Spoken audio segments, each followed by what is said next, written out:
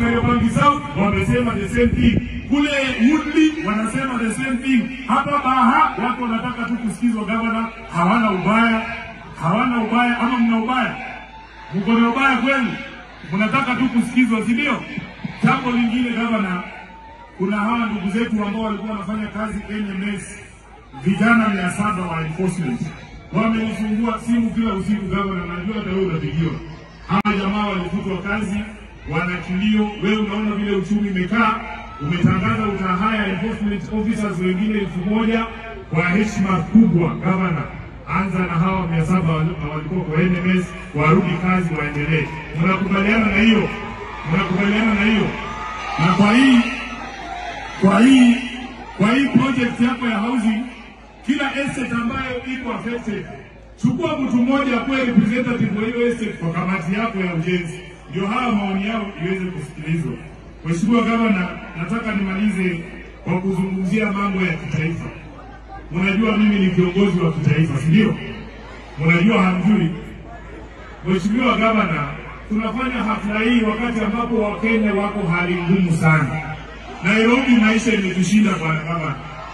Maisha imetushinda hapa Nairobi. Mimi siku hizi napigiwa simu hata wale tenants Gavana, watu wanahama na mikokoteni usiku kutoroka malango. Vijana wetu wengine wanalala kwa video show. Hawana pesa ya kulipa nyumba bwana Gavana.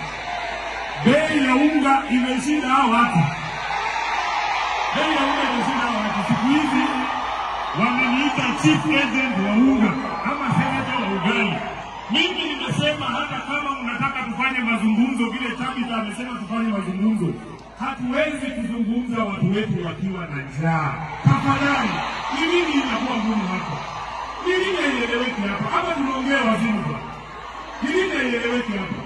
Tafadhali, mimi nasema kwanza tuweze kuwapa wananchi wetu uwezo wa kulisha familia zao. Wakati tumeshiba tuongee mambo mengine. Hapa nimesema vibaya. Mnakubaliana na hiyo? Mnakubaliana na hiyo?